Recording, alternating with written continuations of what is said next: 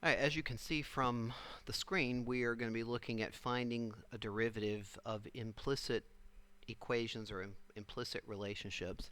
And an equation is expressed in explicit form if y is isolated, basically. So, in other words, we can easily solve the equation for y. So, an example of that would be something like 2x minus 3y is equal to 7. We could easily solve that for y and make it an explicit equation. So we would have y is equal to 7 minus 2x over negative 3.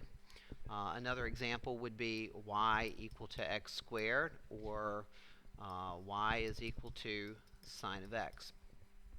Now, when we find the derivative of these explicit equations, which is what up until now has been happening, we've been finding, and it is as assumed, we need a little more direction. We're finding the derivative dy dx. We're finding the derivative of y with respect to x. Now, the important piece of that is that every term we find the derivative of, we're finding it with respect to x. Now, when we find derivative, and I'm going to take a look at the second one, y equal to x squared. So if you'll put your attention here, when you take the derivative of y equal to x squared, up until this point, you probably have just simply said that dy dx is equal to 2x, and that is absolutely correct. But most people think that they really only took the derivative on the right-hand side. The derivative of x squared is 2x. Well, we know from algebra, the golden rule of algebra is whatever you do to one side of an equation, you must do to the other. So if I take the derivative on the right-hand side, I must take the derivative of the left-hand side. And so all along, when you've been writing this dy dx down, you really have been taking the derivative of y.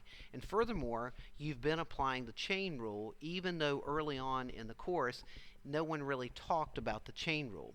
Because what's happening here is when we find the derivative of y with respect to x, the derivative of y by the power rule is 1, and then by the chain rule, the derivative of the inside is dy dx. And the issue at hand is the fact that when we're taking the derivative of y with respect to x, these two variables disagree.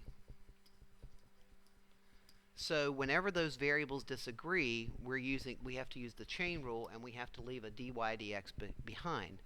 On the other side, when we take the derivative of this x term with respect to x, technically it's 2x dx dx by the chain rule, but dx dx is just 1, so we don't really have to think about it as the chain rule. And over here, the variables are agreeing. We're taking the derivative of an x term in terms of x, but over on the other side, when we have a y, we take the derivative, the x and the y's disagree, so we have to use the chain rule and leave the dy dx behind. So similarly, in the last one, the derivative of y is dy dx. It's technically 1 dy dx, and on the right-hand side, the derivative of sine x is cosine x, and we don't have to worry about a dx dx. Now, implicit differentiation is used, well, as you can see, it's really used all the time, but it's really used when you have something like 3x squared minus 4xy plus 7 is equal to 2xy to the fourth. In this particular equation, it would not be very easy to get y by itself. It would not be easy to isolate y, and it may not be possible at all. I haven't really paid attention. I just made that up. But we can still find the derivative. If we had a graph of that relationship, the points on that curve do have slope. So whenever we have a scenario where we can't solve it explicitly or get y by itself, we're going to use the chain rule. Now remember, the derivative of x cubed with respect to x, again, we have agreement among the variables here. So the derivative of x cubed with respect to x is 3x squared, and we don't have to leave anything behind because we would have dx over dx, which is 1. However, in the next example, the derivative of y cubed, these two variables are disagreeing. So when we take the derivative of y cubed, we get 3y squared. There's my power rule. And then by the chain rule, we have to leave behind a dy dx. So that's really the heart of what has to happen when you're finding, when you're using implicit differentiation. Now, before I turn the page, and while we're here, consider the same problem that I had over here. If I took the derivative with respect to t, a new variable or a different variable of x cubed. Notice now that the t and the x disagree. I just don't want you to get this idea that whenever it's x, everything's great. The derivative of x cubed is 3x squared, and then because these variables disagree, by the chain rule, I have a dx dt. So the key is whether the variable that we're taking the derivative with respect to agrees with the variable that we're actually taking the derivative of at the time. All right, let's take a look at some examples and apply this.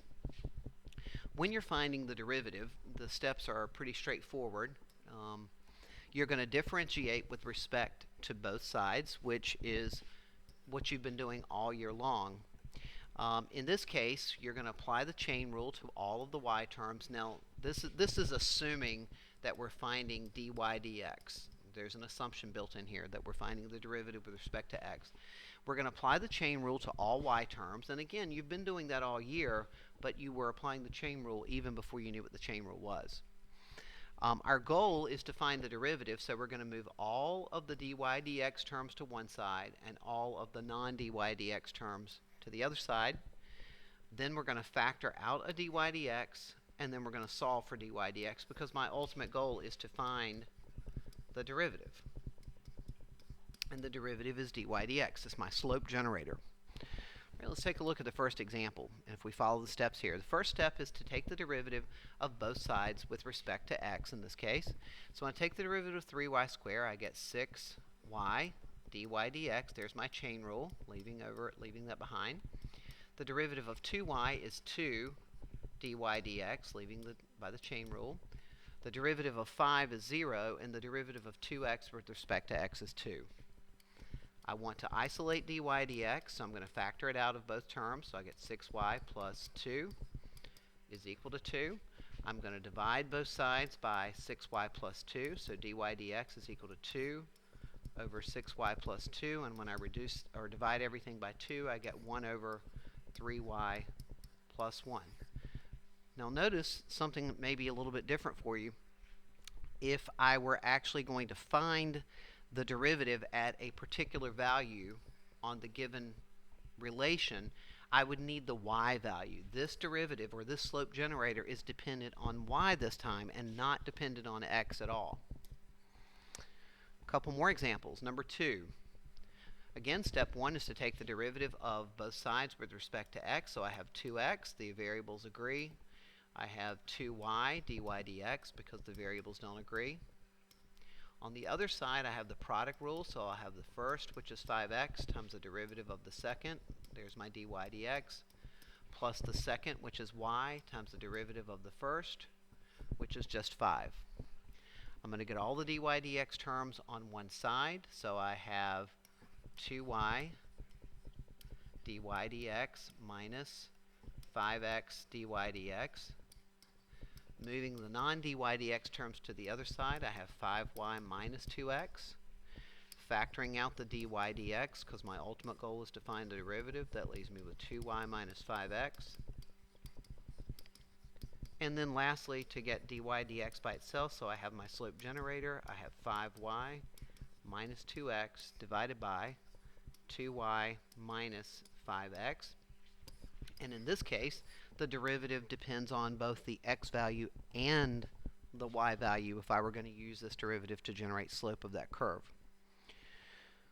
Problem number 3, we're actually going to find the slope this time of the tangent line. So finding the derivative of x squared is 2x. The derivative of 4y squared is 8y. There's my power rule, dy dx, and there's my chain rule, and the derivative of 4 is 0.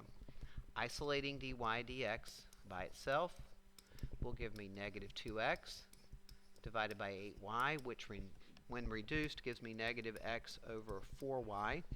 I want to generate the slope at the given point. So I'm going to substitute the square root of 2 in place of x. I'm going to substitute negative 1/2 in place of y. So I will have negative square root of 2 over 4 times negative 1/2, which gives me negative root 2 over negative 2, which is root 2 over 2. So the slope of the tangent line to that point on the curve is root 2 over 2. So again, I have to use the x and the y value. Depends on the derivative as whether I need x, y, or both. And then the last problem that we're going to look at here is one that has some trig and ln in it. Notice that on the left-hand side I have trig. On the right-hand side I have a product. Within the product, notice I have an ln or a ln of u. So here we go. The derivative of sine y is cosine y, chain rule, take the derivative of the angle, dy dx. On the right-hand side, I have the product rule, so I'll have the first, which is 3x, times the derivative of the second. The derivative of the ln of y is 1 over y, dy dx, plus the second, which is ln of y, times the derivative of the first, and the derivative of 3x is just 3. Now I need to get all the dy dx terms on one side. I'm going to do a little bit of cleaning here, so I have cosine of y, dy dx is equal to 3x over y, dy dx, I just multiplied, plus 3 ln of y. I'm going to get all the dy dx terms on one side, so I have cosine of y, dy dx, minus 3x over y, dy dx is equal to 3 ln of y. I'm going to factor out the dy dx on the left-hand side, which gives me cosine of y minus 3x over y equal to 3 ln of y. I'm going to get a common denominator on the left-hand side inside the parentheses. The common denominator would be y.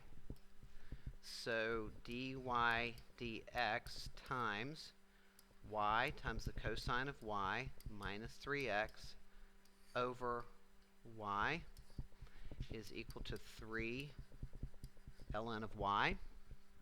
Now getting dy dx by itself, I would have dy dx is equal to 3 ln of y multiplied by y over y cosine y minus 3x.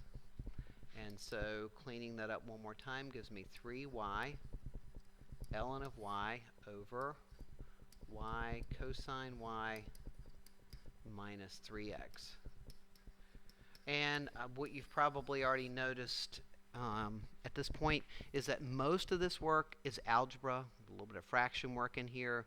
The calculus is when you're finding the derivative of a y term with respect to x, you use the chain rule and you leave the dy dx behind.